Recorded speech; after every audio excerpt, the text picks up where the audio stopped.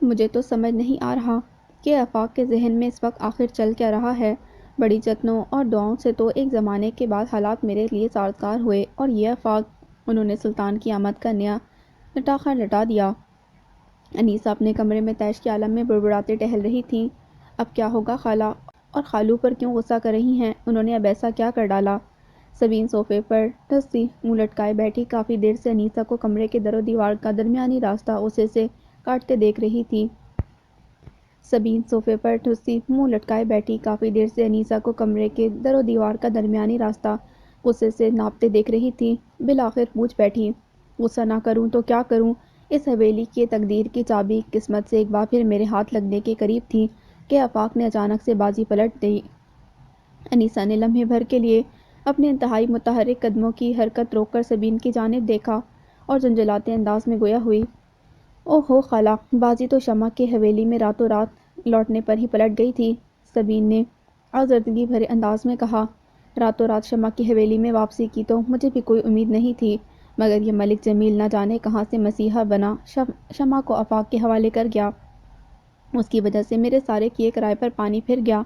انیسہ غصے سے ہاتھ ملتے ہوئے بولی، خالہ آپ کو نہیں لگتا کہ کچھ گڑبڑ ہے؟ ملک شاہویز حذیفہ کو مار پیٹ کر اس کے سامنے شمع کو لے گیا، دن ڈھل گیا، رات ہو چلی، اس تمام عرصے شمع ملک شاہویز کے ساتھ رہی، اور پھر انتہائی غیر متوقع طور پر ملک شاہویز کا باپ شمع کو حویلی والوں کے حوالے کر جاتا ہے، اور سونے پر سہاگا کہ شمع بی بی اتنا وقت ملک شاہویز کے ساتھ گزارنے کے باوجود یہ دعویٰ کرتی ہیں کہ محترمہ کی عزت اور حرمت پر کوئی آنچ نہیں آئی، وہ فرشتے کی مانند پاک ہیں۔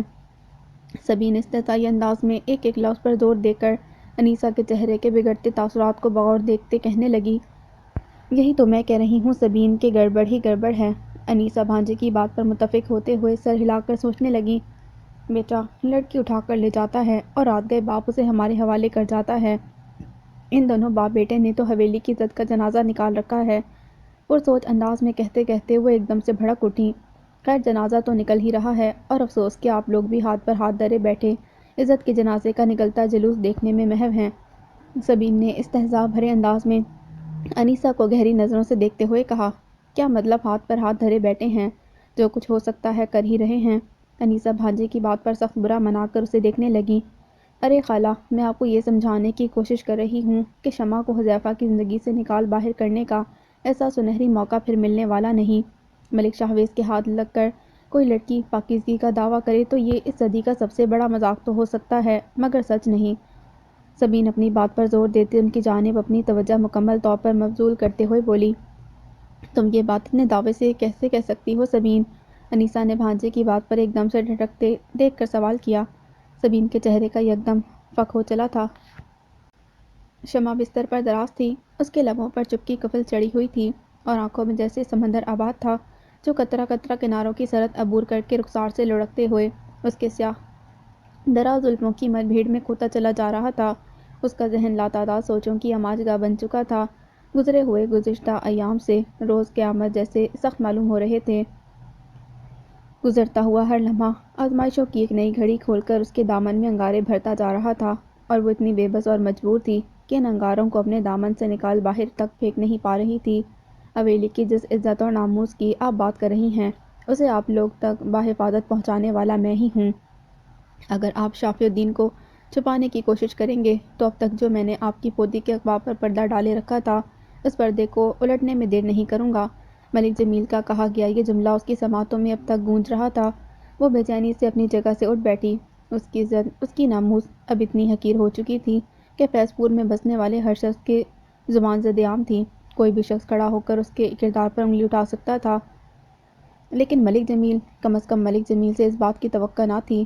وہ تو اس کے محسنوں میں سے تھے، ان کی بدولت آج وہ ملک شاہویز کے شر سے محفوظ رہ پائی تھی۔ ان کا ساتھ جب بھی اسے میسر ہوا، اس نے اس لمحے انہیں اپنا ہمدرد پایا۔ پھر وہ کیسے اتنی بڑی بات کہہ گئے، وہ کیسے اس کی ناموس کو اچھالنے کی بات کر گئے؟ شمع کو ملک جمیل کے ان لفظوں نے دکھ کی اتھاہ گہرائیوں تک پہنچا ڈالا تھا۔ تمہیں میں یقین دلاتا ہوں کہ تمہیں تمہارے کیے کی سزا سے بچانے کی نہ کوئی صورت نکلے گی، نہ قسمت کام آئے گی۔ تمہیں ہر حال میں سزا دلا کر ہی رہوں گا شافی الدین۔ ایک بعد ایک خوف رفتہ رفتہ اس کے وجود کو اپنے شکنجے میں جکڑ رہا تھا۔ عزت نیلام ہونے کا خوف، باپ کو سزا ہونے کا اندیشہ، ماں کے وجود کو ہولے ہولے خود سے دور ہوتا دیکھنے کا کرب۔ شمع ٹوٹ سی گئی تھی۔ فقط 2 دنوں میں ہی لفظ زندگی کا مفہوم کتنا بدل گیا تھا اس کے لیے۔ وہ زندگی جو اسے حذیفہ کی محبت میں جنت جیسی معلوم ہوتی تھی، وہی زندگی اسے اب جہنم جیسی ہولناک محسوس ہونے لگی تھی۔ حذیفہ، تم ہو وجہ۔ وہ تصور میں حذیفہ سے کرب میں مبتلا بھیگے لہجے میں مخاطب ہوئی۔ تمہاری ایک نادانی، تمہاری ایک غلطی کی سزا آج مجھ سمیت میرا پورا خاندان بھگت رہا ہے۔ مجھ سے وابستہ ہر رشتہ مجھ سے، میری زندگی سے دور ہو رہا ہے، اور تم بے حس بنے صرف اس الجھن میں گرے ہو کہ ملک جاوید جیسے بھیڑیے نے مجھے چھوا یا نہیں۔ اشک اس کی آنکھوں سے تیزی سے رواں ہو چلے تھے۔ اچانک یاد آنے پر وہ بے اختیار پلٹ کر بستر کے سرہانے کے دائیں جانب موجود کارنر ٹیبل کی طرف متوجہ ہوئی۔ ایک فریم رکھا تھا جس میں حذیفہ کی 2 سال پرانی مسکراتی تصویر نصب تھی۔ اس تصویر کو اٹھا کر وہ ڈبڈبائی نظروں سے دیکھنے لگی۔ تم محبت کے دعوے دار تھے، تم میرے محافظ تھے حذیفہ، پھر کیسے تم اتنے کمزور نکلے کہ نہ مجھے ملک شاویز کے شر سے محفوظ رکھ سکے، نہ ہی مجھ پر زمانے بھر کی اٹھتی انگلیوں کا رخ موڑ سکے۔ یہ کیسی محبت تھی تمہاری حذیفہ کہ ذرا سی آزمائش نے تمہیں تنکے کی طرح بکھیر ڈالا، میرے وجود کو تمہارے دل نے بے یقین کر ڈالا۔ وہ تصویر پر سر رکھ کر زاروں کے تار رونے لگی تھی۔ تم کسے جھوٹ کہتے ہو؟ کسی سے دل لگی کرنا یا دل کو توڑ ہی چلنا، جو اپنے دل میں اٹھتا ہو صرف وہ شور ہی سننا، کسی کی رازداری میں کسی کے پیار کا رلنا۔ تم کسے جھوٹ کہتے ہو؟ جو سچ میں دیر ہو جائے تو پھر وہ جھوٹ ہوتا ہے، لفظوں کا الٹ پھیر، محض بحروف ہوتا ہے۔ لیکن تمہارا سچ تو میری جان فقط تم ہو، اس قدر انہماک سے اپنی ذات میں گم ہو۔ اپنے جذبے اور التفات اچھوت لگتے ہیں، اور غور سے دیکھو، ارے ایک لمحہ تو ٹھہرو۔ تمہاری وجہ سے حذیفہ، تمہاری وجہ سے میری زندگی اجیرن ہوتی جا رہی ہے۔ تمہیں احساس تک نہیں کہ تمہاری شمع ہر گزرتے لمحے قطرہ قطرہ موم کی مانند پگھلتی جا رہی ہے۔ وہ ہچکیوں کے بیچ حذیفہ کی تصویر سے شکوہ کیے جا رہی تھی۔ تبھی دروازے پر دستک ہوئی۔ شمع بری طرح چونک کر پلٹ کر دروازے کو دیکھنے لگی۔ اگلے ہی پل دروازہ آہستگی سے کھلا تھا اور آفاق الدین کمرے میں داخل ہوئے۔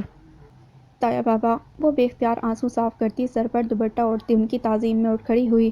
شمع بیٹی، وہ اس کی سوجی آنکھوں سے جھلکتے غم اور روندے ہوئے لہجے کو محسوس کر کے بری طرح تڑپ اٹھے۔ تایا بابا، میرا کیا قصور ہے؟ زندگی مجھ پر اتنی تنگ کیوں ہوتی جا رہی ہے؟ شمع آفاق الدین کے شفیع وجود کو سامنے پا کر خود پر ضبط کھوتے ہوئے بری طرح رو پڑی۔ صبر کرو بیٹا، یہ دوریاں ہم سب کے لیے وقتی آزمائش ہیں۔ بیٹا، تمہیں ہمت نہیں ہارنا ہے، حالات بہتر ہوں گے، اس بات کا یقین رکھنا ہے۔ آفاق الدین شفقت سے اس کے سر پر ہاتھ رکھتے ہوئے ملائمت سے سمجھانے لگے۔ تایا بابا، پہلے امی پھر بابا، میرا ہر رشتہ مجھ سے دور ہوتا جا رہا ہے، میں اکیلے کیسے اور کب تک ان حالات کا سامنا کروں تایا بابا؟ شمع ان کے سمجھانے پر دل برداشتہ سی دیکھتے ہوئے کہنے لگی، کوئی رشتہ تم سے دور نہیں ہوگا بیٹا، میں تمہیں یہی بتانے آیا تھا کہ اسپتال سے کال آئی تھی، سفینہ کی حالت اب خطرے سے باہر ہے اور وہ ہوش میں آ چکی ہے۔ آفاق الدین اسے تسلی دیتے دھیرے سے مسکراتے ہوئے بولے، امی ہوش میں آ چکی ہیں؟ یا اللہ تیرا لاکھ لاکھ شکر ہے، تو نے میری جنت مجھے واپس لوٹا دی۔ شمع بے اختیار رب تعالیٰ کا شکر بجا لاتے ہوئے بولی، دیکھو بیٹا، وقت کی سب سے اچھی بات یہ ہے کہ وہ بھلے کتنا ہی دشوار گزار کیوں نہ ہو، کتنا ہی مشکل کیوں نہ ہو، ٹھہرتا نہیں ہے، گزر ہی جاتا ہے۔ آفاق الدین اس کے ستے ہوئے چہرے کو بغور دیکھتے ہوئے سمجھانے کے انداز میں بولے، وقت تو واقعی گزر جاتا ہے تایا بابا، مگر اپنی سواکی کے ان منٹ نشان ہماری روح، ہمارے چہرے، ہمارے کردار پر چھوڑ جاتا ہے، اور یہ اتنے بدنما اور بھدے نشان ہوتے ہیں کہ لاکھوں کوششوں کے باوجود کبھی بھی نہیں مٹتے، نہ ہی چھپتے ہیں۔ شمع دردگی سے انہیں دیکھتے ہوئے کہنے لگی، بیٹا، کچھ زخموں کے نشان مرہم کے محتاج ہوتے ہیں، جب تک ان کے درد پر پہا نہ رکھا جائے ان میں ٹیس اٹھتی رہتی ہے، مگر تم کیوں سوچ رہی ہو ان باتوں کو؟ تم بے فکر رہو میری بچی، تمہیں میں اب کوئی تکلیف نہیں پہنچنے دوں گا۔ آفاق الدین شمع سے زیادہ خود کو یقین دلاتے مضبوط لہجے میں بولے، آپ اکیلے کس کس سے لڑیں گے تایا بابا؟ اب تو میرے بابا بھی آپ کا ساتھ دینے کے لیے یہاں موجود نہیں۔ تایا کی محبت اور شفقت کو محسوس کرتے شمع کو شافی الدین کی یاد شدت سے تڑپا گئی۔ شافی الدین بھلے ابھی ہمارے ساتھ نہیں بیٹا، مگر میں ہاتھ پر ہاتھ دھرے بیٹھے نہیں رہوں گا، میں اسے واپس حویلی لانے کے لیے ہر ممکن کوشش کر رہا ہوں، اور اس کوشش میں تنہا نہیں ہوں شمع بیٹا، کوئی اور بھی ہے جو میرے ساتھ ہے۔ آفاق الدین اسے دلاسا دیتے مبہم سے انداز میں بولے، کیا حذیفہ آپ کا ساتھ دے رہا ہے تایا بابا؟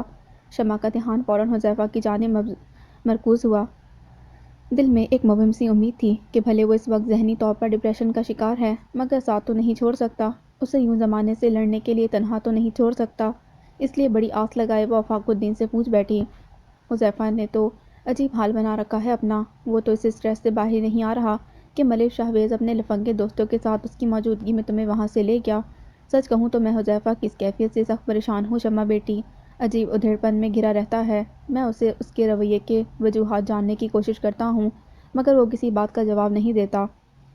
وہ تمہاری حفاظت نہیں کر سکا، اس بات کا گہرا صدمہ لے بیٹھا ہے۔ وہ حذیفہ اور اس کے رویے کو لے کر حقیقتاً بہت فکر مند تھے، تبھی پریشانی کے عالم میں کہنے لگے۔ آفاق الدین کی بات پر شمع کا دل بے اختیار تڑپ اٹھا۔ حذیفہ کی ذہنی الجھن کی اصل وجہ وہ بہت اچھی طرح جان چکی تھی۔ میری حفاظت نہ کرنے کا صدمہ نہیں ہے، میرے کردار، میری عزت پر ملک شاہویز کے نام کا کلنک لگنے کا افسوس ہے اسے طایا بابا، وہ دکھی دل سے سوچ کر رہ گئی۔ شمع بیٹی، تم کیوں نہیں بات کرتی ہو اس سے؟ تم اس سے اس کے دل کا حال پوچھو، اسے سمجھاؤ کہ جو ہونا تھا وہ ہو چکا، بلکہ اسے تو شکر ادا کرنا چاہیے کہ تم بحفاظت گھر لوٹ آئیں۔ دیکھو بیٹا، ہم سب جانتے ہیں کہ حذیفہ کے دل میں تمہارا کیا مقام ہے، تم اسے سمجھاؤ گی تو وہ ضرور سمجھ جائے گا۔ ایک تم ہی تو ہو جو اسے اس کی الجھن سے باہر نکال سکتی ہو، تم اس سے بات کرو بیٹا۔ آفاق الدین امید بھری نظروں سے دیکھتے ہوئے عاجزی سے اصرار کرتے ہوئے بولے، میں حذیفہ سے کیسے بات کر سکتی ہوں طایا بابا؟ بات کرنا تو دور، وہ تو میری شکل دیکھنے کا بھی روادار نہیں۔ شمع نے اپنا جھکا ہوا سر دھیرے سے اٹھا کر ڈبڈبائی ہوئی نگاہوں سے آفاق الدین کو دیکھا۔ اس کے لہجے سے جھلکتی یاسیت آفاق الدین کو بری طرح چونکا گئی۔ یہ کیا کہہ رہی ہو بیٹا؟ حذیفہ تمہارے ساتھ ایسا کیوں کرے گا؟ تم نہیں جانتی کہ وہ تمہارے لیے کتنا پریشان رہا ہے۔ انتہائی زخمی حالت میں بھی اس کا بس نہ چل رہا تھا کہ وہ کسی طرح تمہیں ملک شاہویز کے چنگل سے چھڑا لائے، اور اب جب تم اس کی نظروں کے سامنے ہو تو وہ تم سے ایسا رویہ کیوں روا رکھے گا؟ آفاق الدین کے سوالوں میں بے تابی کے ساتھ ساتھ بے یقینی بھی جھلک رہی تھی۔ کیونکہ میرا کردار اب شفاف نہیں رہا طایا بابا، میری عزت پر بدنامی کا سیاہ دھبا لگ چکا ہے، میں اب اس کی نظر میں اس کے قابل نہیں رہی طایا بابا۔ وہ نہ چاہتے ہوئے بھی اپنے دل کی بات زبان پر لے آئی۔ آج سے پہلے آفاق الدین تو کیا، کسی کے بھی سامنے زبان کھولنا تو دور، سر اٹھا کر کھڑے ہونے تک کی ہمت تک اس میں نہ تھی، مگر صرف چند دنوں میں وقت اور حالات اور سب سے بڑھ کر اس کی زندگی اکثر تبدیل ہو چکی تھی۔ اس کے اپنوں کا ساتھ اسے رفتہ رفتہ چھوٹتا چلا جا رہا تھا، اور نفرت لہجوں کی درشتی جن کی دبی دبی آج پہلے اس تک پہنچنے سے قبل ہی حذیفہ جیسے مضبوط ڈھال سے ٹکرا کر چور چور ہو کر حویلی کی در و دیوار سے چپک جاتی تھی، آج اس ڈھال کے کمزور پڑنے سے وہ زہریلی چنگاریاں آگ کی شعلوں کی مانند اس کے نازک وجود کو جلا کر بھسم کر ڈالنے کے در پر تھیں۔ ایسے میں جب اس کی ڈھال بھی کمزور پڑ چکی تھی تو اپنی بقا کے لیے اسے خود ہمت تو کرنی تھی، اپنے حق کے لیے اسے بولنا تو تھا۔ جو سچ اس کی نظروں کے سامنے آیا تھا وہ اس پر پردہ ڈال کر ناانصافی صرف اپنے وجود سے نہیں، اس حویلی کے ہر مخلص زیرو سے کرتی، اسی لیے وہ آفاق الدین کے سامنے حذیفہ کی اصل کیفیت کی نشاندہی کر گئی۔ آفاق الدین اسے بے یقین نظروں سے دیکھتے چلے گئے۔ شمع کے لبوں سے نکلے الفاظ تھے ہی اتنے تلخ کہ ان کا سامنا کرنے سے وہ بری طرح لڑکھڑا گئے۔ شمع کی بھیگی نظریں ان کے متذبذب کا احاطہ کیے ہوئے تھیں، وہ اسے نظریں چرا کر بے اختیار کمرے سے باہر نکل گئے۔ تمہاری باتوں سے تو ایسا لگ رہا ہے جیسے ملک شاہویز کو بہت اچھی طرح جانتی ہو، انیسہ نے سبین کے رنگ بدلتے چہرے کو جانچتی نظروں سے دیکھتے سوال کیا۔ ارے خالہ، ساتھ جو پڑھتے تھے یونیورسٹی میں تو ملک شاہویز کے قصے مشہور تھے۔ سبین نے انیسہ کی کھوجتی نگاہوں سے گڑبڑا کر بات بناتے ہوئے کہنا شروع کیا۔ ہاں میں تو بھول ہی گئی تھی کہ تم بھی حذیفہ کے ساتھ اسی یونیورسٹی جاتی تھیں۔ انیسہ کو جیسے یاد آیا تو تائیدی انداز میں سر ہلاتے ہوئے بولی، اور نہیں تو کیا خالہ، میں کیا، اس شیطان کی اصلیت تو پوری یونیورسٹی کے علم میں تھی، کتنی ہی لڑکیوں کی زندگیاں اس نے اپنی آوارگی کے ہاتھوں برباد کر ڈالیں۔ ایک لڑکی کو تو میں جانتی ہوں جس کی زندگی اس بدبخت نے جہنم سے بھی بدتر کر ڈالی۔ سبین نے کنکھیوں سے انیسہ کو مطمئن ہوتا دیکھ کر مزید کہا، ہائے، شیطان کا چیلا تو ہے ہی یہ منحوس ملک شاہویز، مگر میں تو کہتی ہوں یہ نگوڑ ماری لڑکیاں بھی کم نہیں جو اس کمبخت کی باتوں میں آ کر اپنے گھر والوں کی عزت داؤ پر لگا جاتی ہیں۔ انیسہ نے بھانجے کی بات سن کر برا سا منہ بناتے ملک شاہویز کے ساتھ ساتھ ان لڑکیوں کو بھی کوسا جن کے جھوٹے قصے بنا کر سبین انہیں سنا رہی تھی۔ انیسہ کے کوسنے پر سبین بے اختیار نظریں چرا گئی۔ ارے یہ کمبخت شمع کو ہی دیکھ لو، سارا دن اس منحوس مارے کے ساتھ گزار کر آدھی رات گھر لوٹی ہے اور ایسے میں دعویٰ کر رہی ہے کہ مجھے اس بدبخت نے چھوا تک نہیں۔ انیسہ نے نفرت آمیز انداز میں اپنی توپوں کا رخ شمع کی جانب کرتے ہوئے کہا، ارے خالہ ممکن ہی نہیں، اور میری چھوڑیں، حذیفہ خود شمع کے اس دعوے پر کبھی یقین نہیں کر سکتا، وہ تو مجھ سے زیادہ ملک شاویز کو جانتا ہے۔ سبین نے دانے دشنوں کا رخ ایک بار پھر شمع کی جانب مڑنے پر سر شکر ادا کرتے ہوئے کہا، اتنا تو میں جانتی ہوں اپنے بیٹے کو، شمع سے لاکھ محبت سہی، مگر اس واقعے کے بعد جانتے بوجھتے آنکھوں دیکھی مکھی تو وہ بھی نہیں نگلنے والا۔ انیسہ نے معنی خیز انداز میں مسکراتے سبین کو دیکھ کر کہا، اور خالہ، اگر عشق کا بھوت حذیفہ کے سر پر اس کے حواسوں پر پھر سے سوار ہونے لگا تو؟ سبین نے دبے دبے لفظوں میں انیسہ کے ارادوں کو ٹٹولنا چاہا۔ ارے بے فکر رہو میری چندا، ایسا کوئی بھوت حذیفہ کے سر پر سوار ہوا تو اس بھوت کو اتارنے کا منتر میرے ہاتھ لگ چکا ہے۔ ایسی آگ لگاؤں گی ان دونوں کے بیچ کہ حذیفہ اس جادوگرنی شمع کا چہرہ دیکھنے کا بھی روادار نہ ہوگا۔ انیسہ کی آنکھیں مکاری سے چمک رہی تھیں تو لبوں پر عیارانہ مسکراہٹ پھیل گئی۔ شمع بی بی، تمہاری عزت کے جنازے کے ساتھ ساتھ عنقریب محبت کا جنازہ بھی اس حویلی سے بڑی دھوم دھام سے نکلنے والا ہے۔ سبین نے اپنی خالہ کے چہرے کو دیکھتے ہوئے فاتحانہ انداز میں سوچا، میں حذیفہ سے کیسے بات کر سکتی ہوں تایا بابا؟ بات کرنا تو دور، وہ تو میری شکل دیکھنے کا بھی روادار نہیں۔ وہ اپنے کمرے میں اضطرابی کیفیت کے عالم میں ٹہلتے شمع کی کہی گئی باتوں کو سوچ رہے تھے۔ وہ کئی پریشانیوں میں الجھے ہوئے تھے، مگر شمع کی بحفاظت واپسی کے بعد کم از کم اس کی طرف سے پرسکون تھے۔ شمع کے کہے گئے ایک ایک لفظ پر انہیں یقین تھا، اور اس کی سب سے بڑی وجہ ملک جمیل کی شخصیت تھی۔ ملک جمیل سے لاکھ اختلافات سہی، مگر یہ بات وہ اچھی طرح جانتے تھے کہ ملک جمیل جیسا سچا اور کھرا انسان فیض پور میں کوئی دوسرا نہیں۔ ملک شاہویز پر انہیں بے تحاشا غصہ تھا۔ وہ صرف ان کے بیٹے کا نہیں بلکہ ان کی بھتیجی، ان کے گھر کی ہونے والی بہو کا بھی مجرم تھا، مگر ملک جمیل کے مجرم کے باپ ہونے کے باوجود ان کا سر ان کے سامنے اس احساس تلے لاشعوری طور پر جھک جاتا تھا۔ یہ حقیقت ہے کہ اگر ملک جمیل اس راز شمع کو بحفاظت ان تک نہ پہنچاتے تو شاید اونچی شان بان والے حویلی کے لوگ فیض پور کے باسیوں کے سامنے اپنا سر فخر سے بلند نہیں کر پاتے۔ یہ طعنہ زبان زد عام ہوتا کہ حویلی کے مرد اپنی عورتوں کی عزت و ناموس کی حفاظت نہ کر سکے۔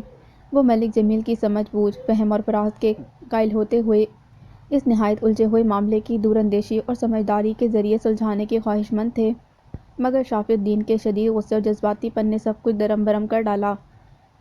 اف شافی الدین، تم نے زندگی بھر کوئی بھی فیصلہ کبھی ڈھنگ سے نہیں کیا، اور تمہارے کیے کا بھگتان ہمیشہ ہم سب کو بھرنا پڑا ہے، مگر اب میری ہمت جواب دے گئی ہے۔ میں اکیلے اس حویلی کی ذمہ داریوں کے بوجھ کو اٹھاتے اٹھاتے تھک چکا ہوں، اور اس بار میرا سامنا عام حالات سے بھی تو نہیں۔ تمہیں قتل کے الزام سے بری کروانا، ملکوں سے بڑی دشمنی کے آگ کے شعلوں کو مٹی تلے دبانا، اور پھر ہمارے بچوں کی شادی۔ وہ تصور میں شافی الدین سے کلام کرتے کرتے حذیفہ اور شمع کی شادی کے حوالے سے سوچتے ہوئے یکلخت خاموش سے ہو گئے۔ ان کا ذہن ایک بار پھر شمع کی ڈبڈبائی آنکھوں اور اس کے خوف اور اندیشے سے لبریز لہجوں اور لفظوں پر جا ٹھہرا۔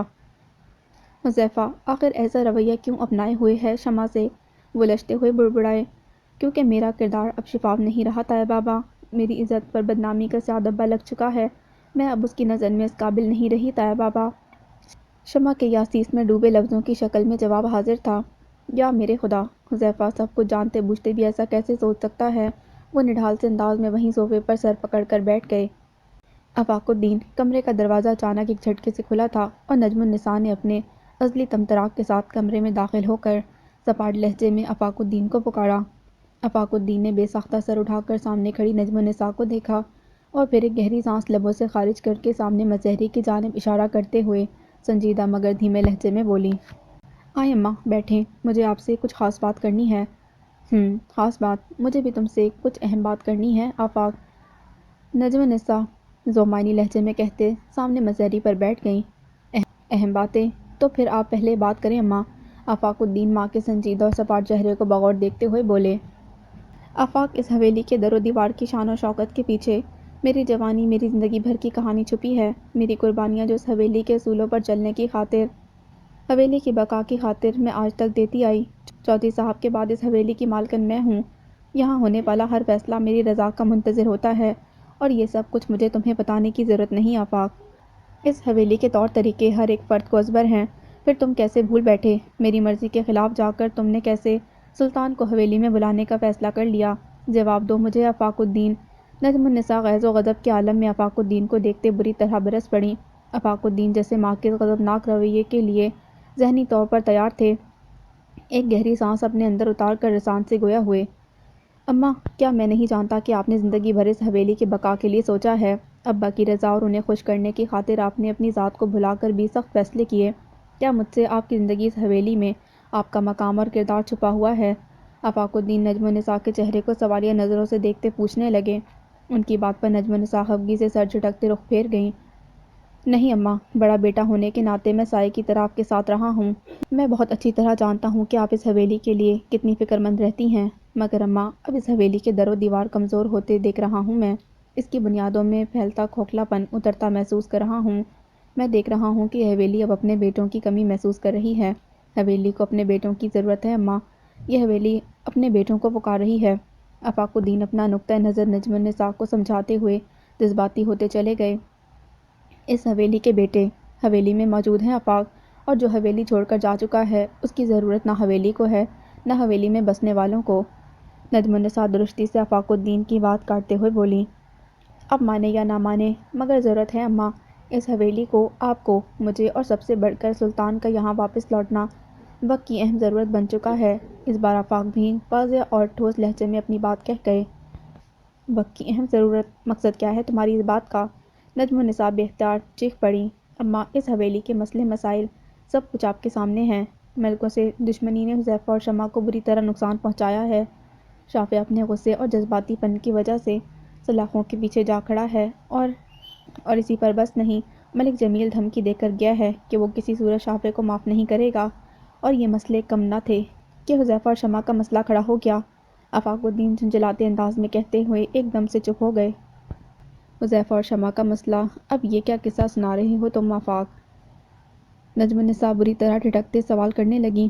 شمع بہت ڈسٹرب ہے اماں، ایک طرف اس کی ماں اسپتال میں ہے، باپ جیل میں ہے، اور دوسری طرف حذیفہ۔ آفاق تذبذب کے عالم میں کہتے بات ادھوری چھوڑ گئے۔ حذیفہ کیا؟ اپنی بات مکمل کرو آفاق۔ نجم النساء آفاق الدین کا چہرہ پرتشویش انداز میں دیکھتے تحکمانہ انداز میں بولے تھے۔ حذیفہ اس سے بات کرنا تو دور اس کا چہرہ دیکھنے کے لیے بھی روادار نہیں ہے اماں، اس کا دل شمع کی زد پر لگے دھبے پر بری طرح کھٹک گیا ہے، وہ شمع پر بنائے گئے اپنے رشتوں کو وہم و وسوسوں کی نظر کر رہا ہے۔ آفاق الدین پریشانی سے ماں کو دیکھتے چلے گئے۔ او ہو، اس کا مطلب ہے کہ شافع الدین کی بات سچ نکلی، اس کا خوف صحیح ثابت ہوا۔ نجم النساء ساری بات کو سمجھتے ہوئے سر ہلاتے دھیرے سے بڑبڑائیں۔ کیسی بات، کیسا خوف؟ شافع الدین کیا جانتا ہے اس بارے میں؟ آفاق الدین بری طرح چونک کر سوال در سوال کرتے چلے گئے۔ وہی جو تم نہیں جانتے، تمہاری بیوی انیسہ تمہارے بیٹے کے دل میں شمع کے لیے نفرت بھر رہی ہے آفاق۔ شافع الدین نے خود اپنے کانوں سے اسے شمع کی کردار کشی کرتے سنا ہے۔ تم سلطان میں سہارا ڈھونڈنے کی بجائے اپنی بیوی کے حرکات پر نظر رکھ لو تو حویلی کے آدھے مسئلے خود حل ہو جائیں گے آفاق الدین۔ نجم النساء نے طنزیہ نظروں سے دیکھ کر استہزائی انداز میں سر جھٹکتی وہاں سے چلی گئیں۔ اوہ انیسہ، تو تم ہو اس تمام فتنے کے پیچھے؟ آفاق الدین طیش کے عالم میں بڑبڑاتے کمرے سے باہر نکل گئے۔ سیما کہاں ہو یار؟ سلطان آفس سے گھر میں داخل ہوتے ہی متلاشی نگاہوں سے اپنی عزیز الجان بیوی کو تلاش کرنے لگے۔ کوریڈور، لاؤنج، ڈرائنگ روم میں نظریں دوڑاتے ہوئے وہ اپنے بیڈ روم میں داخل ہوئے۔ سیما وہاں بھی موجود نہ تھی۔ سکندر کے چہرے پر یکدم سے پریشانی کی لہر دوڑ گئی۔ وہ بے اختیار کمرے میں موجود بیبی کوٹ کی جانب بڑھے۔ کوٹ خالی تھا، الیان کے چند کھلونے بکھرے پڑے تھے۔ الیان بھی کوٹ میں نہیں۔ وہ الیان کے کھلونے اٹھا کر دیکھتے فکر مندی سے بڑبڑائے، پھر یکدم کسی خیال کے زیر اثر وہ تیزی سے باتھ روم کی جانب بڑھے۔ سیما، الیان۔ باتھ روم کا دروازہ کھولتے ہی انہوں نے بے قراری کے عالم میں بیوی بیٹے دونوں کو پکارا، مگر وہ دونوں وہاں بھی موجود نہیں تھے۔ کچھ دیر قبل تو میری سیما سے بات ہوئی تھی، اس نے کہا کہ وہ کھانا بنا رہی ہے، پھر اچانک کہاں چلی گئی؟ اور الیان، وہ الجھن بھرے انداز میں بڑبڑاتے کچن کی جانب بڑھے۔ کچن میں بھی کوئی موجود نہ تھا۔ اسٹوو پر پتیلی موجود تھی، ارد گرد سبزیوں کے چھلکے پڑے تھے، جنہیں دیکھ کر یوں محسوس ہوتا تھا جیسے سیما عجلت کے عالم میں اپنا کام ادھورا چھوڑ گئی ہو۔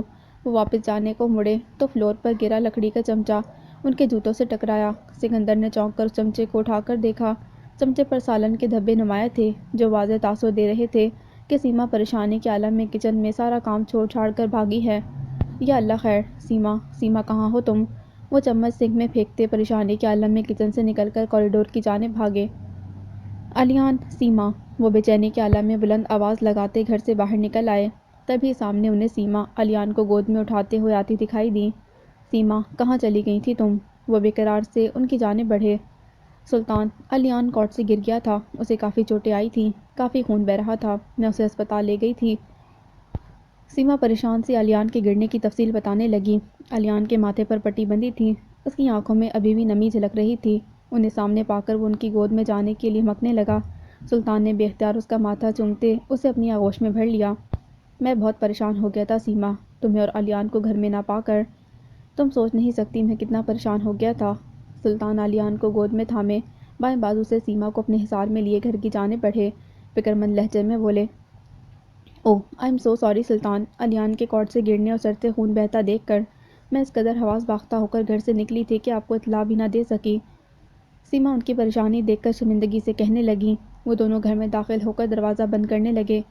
میں سمجھ سکتا ہوں کہ تم اس وقت کتنی پریشان ہو گئی ہوگی، مگر سیما تم دونوں میں میری جان بسی ہے، تم دونوں کی ذرا سی دوری بھی مجھ سے برداشت نہیں۔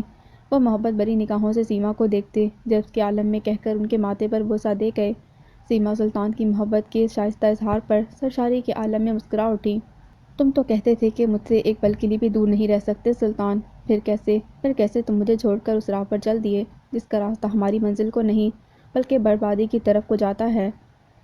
سیما لاؤنج میں کھڑکی کے سامنے بیٹھی گھر کے باغیچے پر نظر دوڑائے ماضی کی خوبصورت یادوں میں کھوئی تصور میں سلطان سے شکوہ کناں تھیں۔ پھپھو، تبھی نویرا وہاں سست روی سے قدم اٹھاتی چلی آئی اور رکب سے انہیں دھیرے سے پکارا۔ سیما بے اختیار پلٹی۔ ارے نویرا بیٹا، آؤ بیٹھو۔ سامنے اداس سی کھڑی نویرا کو دیکھ کر انہوں نے اپنی جگہ سے کھسک کر جگہ بناتے ہوئے کہا۔ نویرا آہستگی سے سر ہلاتی ان کے برابر جا بیٹھی۔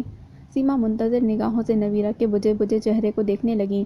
وہ بخوبی جانتی تھیں کہ اس پل اس کے دل میں علیان کے فیض پور جانے کے فیصلے کو لے کر کس طرح کے خدشات، فکر اور اندیشے پل رہے ہوں گے۔ وہ پہلے نویرا کے کچھ کہنے کی منتظر رہیں، مگر چپ کی انگلی تھامے گزرتی ساعتوں کو دیکھ کر وہ بالآخر پوچھ بیٹھی، میں جانتی ہوں بیٹا کہ موجودہ حالات نے میرے ساتھ ساتھ تمہیں بھی بے حد متاثر کر ڈالا ہے۔ تمہارے دل میں کئی سوال، کئی اندیشے پل رہے ہوں گے۔ تم اگر چاہو تو اپنے دل کا حال مجھ سے کہہ سکتی ہو۔ وہ اس کے ہاتھ پر ہاتھ دھر کر حوصلہ بڑھاتے ہوئے بولی، پھپھو، علی ہمارے رشتوں کی بقا کی خاطر فیض پور گیا ہے۔ کیا آپ کو لگتا ہے کہ وہ پھپھا کو کسی بھی جذباتی طرز کے فیصلے جو ہم سب کے لیے نقصان کا باعث بن رہے ہوں گے انہیں اس سے باز رکھ پائے گا؟ نویرا سیما کے اصرار پر اپنے دل میں اٹھتے شبہات کا اظہار کرتے بولی تھی، وہ اسی نیت سے گیا ہے بیٹا، اور مجھے یقین ہے کہ وہ فیض پور میں ہم سب کی ڈھال بنے گا۔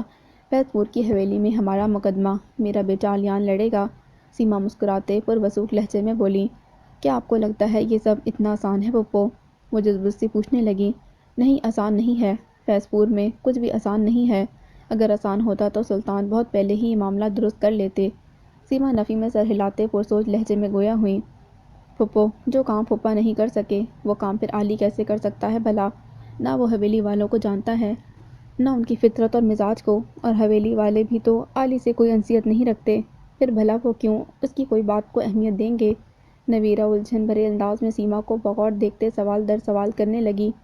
پہلے مجھے بھی یہ فکر اور اندیشے ستاتے تھے بیٹا، مگر میں نے ان تمام حالات اور معاملات پر بے حد غور کیا، اور تب میں نے جانا کہ علی نے فیض پور جانے کا فیصلہ نہایت دور اندیشی سے کیا ہے۔ وہ وہاں رہ کر حویلی والوں کے شرائط، ان کی چالوں پر نظر رکھ سکتا ہے۔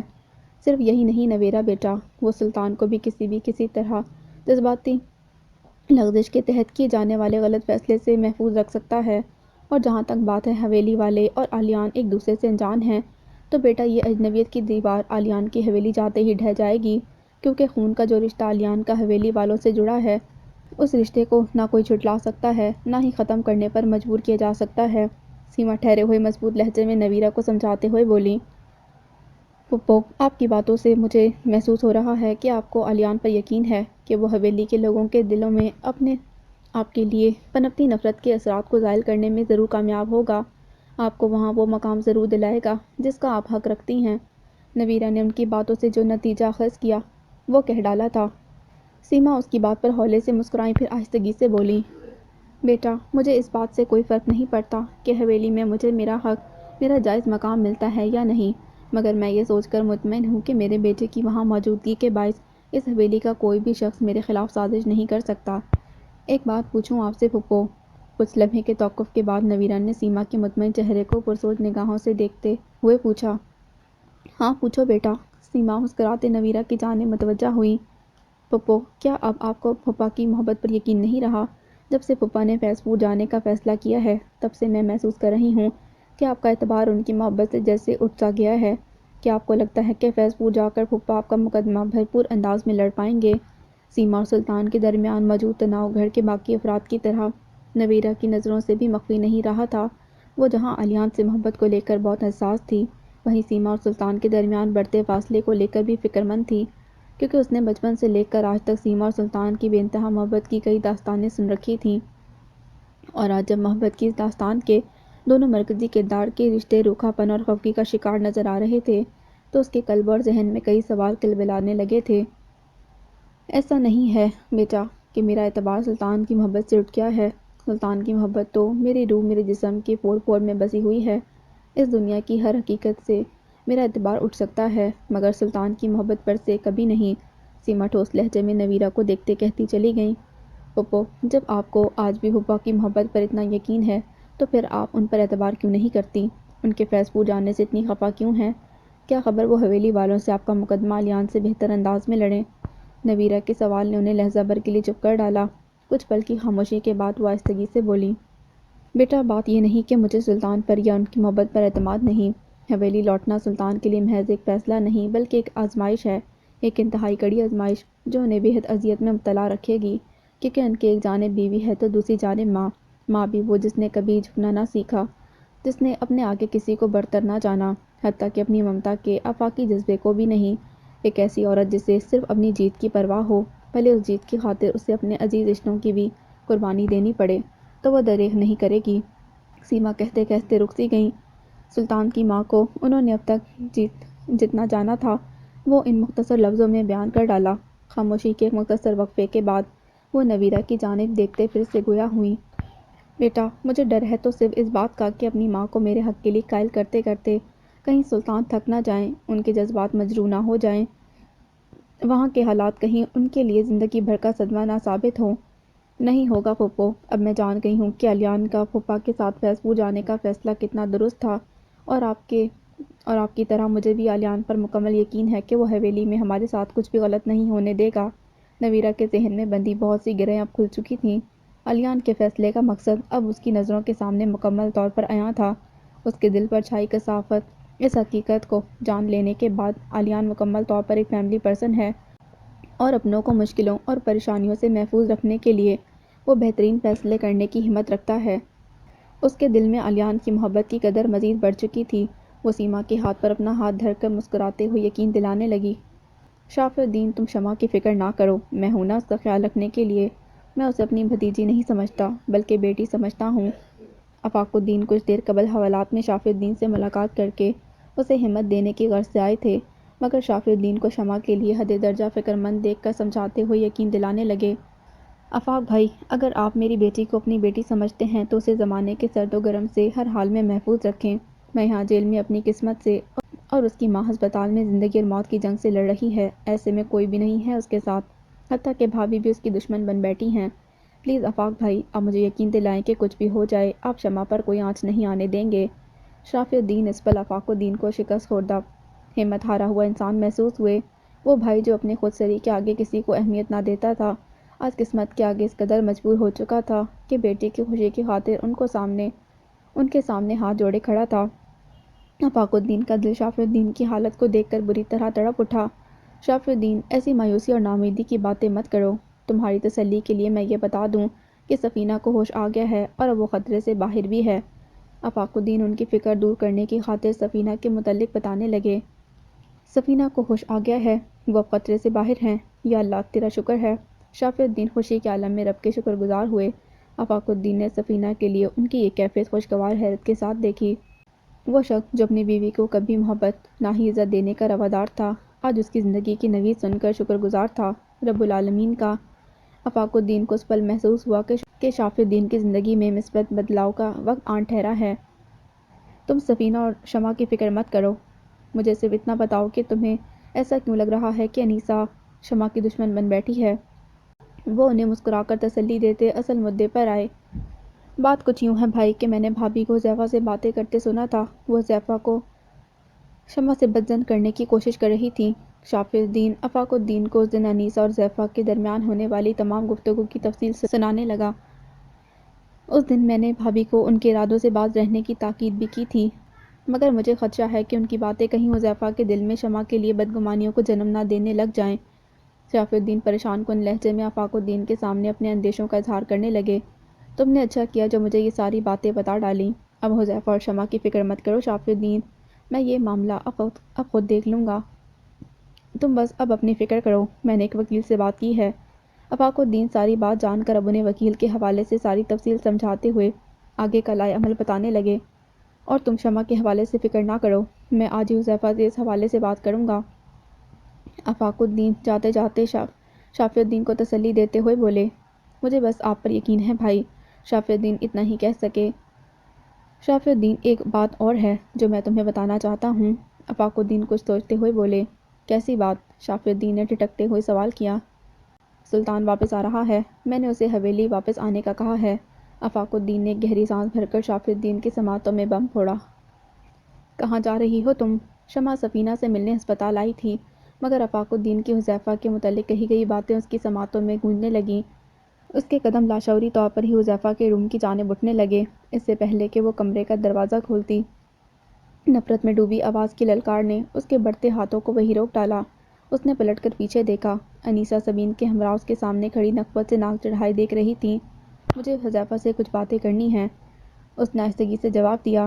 لیکن حذیفہ تم جیسی آوارہ، بدکردار اور بدزبان لڑکی سے بات نہیں کرنا چاہتا۔ تم کس کماش کی لڑکی ہو، تمہاری حقیقت وہ جان چکا ہے، اور اب تو اسے تمہاری شکل دیکھنا بھی گوارا نہیں۔ انیسہ زہریلے لہجے میں پھنکارتی اس کی عزت کے پرخچے اڑاتے ہوئے بولی، تائی امی آپ میری کردار کشی کر رہی ہیں، آپ اچھی طرح جانتی ہیں کہ جو کچھ بھی ہوا اس میں میرا کوئی قصور۔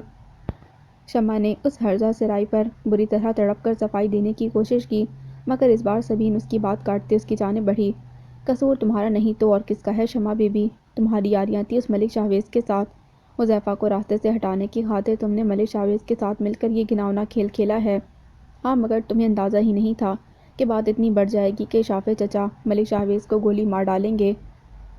سبین کی زہر افشانی شمع کے تن بدن کو سلگا گئی۔ یہ جھوٹ ہے، بہتان ہے جو تم مجھ پر مسلسل لگا رہی ہو سبین، وہ بری طرح چٹخ کر بولی۔ اچھا تو یہ جھوٹ ہے، بہتان ہے، تو پھر تم کیوں ملک جمیل کے سینے سے لگیں آنسو بہا رہی تھیں؟ ایسا کون سا غم تھا جو ان کم ذاتوں کو سنا کر اپنی جان کا غم ہلکان کر رہی تھیں؟ بولو، جواب دو۔ شمع کے چٹخنے پر انیسہ بپرے ہوئے انداز میں اس کی جانب بڑھی۔ تائی امی خدا کے واسطے کچھ رحم کریں، یوں جھوٹے الزام لگا کر یہاں سب کا تماشا تو نہ بنائیں۔ شمع کی آنکھوں کے ساتھ اس کا لہجہ بھی بھیگنے لگا۔ تماشا میں لگا رہی ہوں یا تم اور تمہارا باپ جو پورے فیض پور میں تماشا لگائے بیٹھے ہیں؟ انیسہ نے تصدیق آمیز انداز میں شمع کو گھورتے ہوئے کہا، آپ یہ باتیں کر کے یوں میرا تماشا بنا کر بہت برا کر رہی ہیں تائی امی۔ وہ احتجاجاً اتنا ہی کہہ پائی، برا؟ ابھی برا میں نے کیا ہی کہاں ہے تمہارے ساتھ شمع بی بی، برا کیا ہوتا ہے یہ تو تمہیں اب ہر گزرتے وقت کے ساتھ لگ پتا جائے گا۔ انیسہ معنی خیزی سے گھورتے اسے دھمکاتے ہوئے لہجے میں گویا ہوئی۔ شمع کی آنکھوں میں انیسہ کی اس حد درجہ نفرت کو دیکھ کر بے یقینی سی پھیلتی چلی گئی۔ اس کی نظریں بے اختیار پیچھے کھڑی سبین پر جا ٹھہریں۔ اس کی نگاہوں سے جھلکتا استہزاء اور نفرت اسے مزید الجھاتے ہوئے چلی گئی۔ انیسہ کی ناپسندیدگی سے تو وہ واقف تھی، مگر سبین کی اس اچانک نفرت کی وجہ سمجھنے سے اب تک وہ قاصر تھی۔ میں نہیں جانتی کیا آپ کیا چاہتی ہیں، مجھے حذیفہ سے بات کرنی ہے میں۔ وہ ناسمجھی سے نفی میں سر ہلاتی کمرے کا دروازہ کھولنے لگی۔ خبردار، انیسہ نے ایک جھٹکے سے آگے بڑھ کر شمع کا بازو زور سے پکڑ کر کھینچا۔ تائی امی، شمع ان کی اس غیر متوقع حرکت پر دنگ سی انہیں دیکھنے لگی۔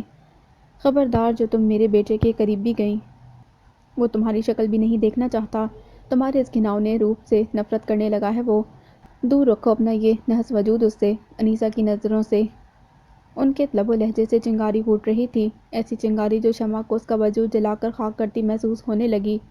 تائی امی، آپ میرے ساتھ ایسا نہیں کر سکتی۔ شمع ان کی مضبوط گرفت سے اپنا بازو چھڑانے کی کوشش کرتے بامشکل بول پائی۔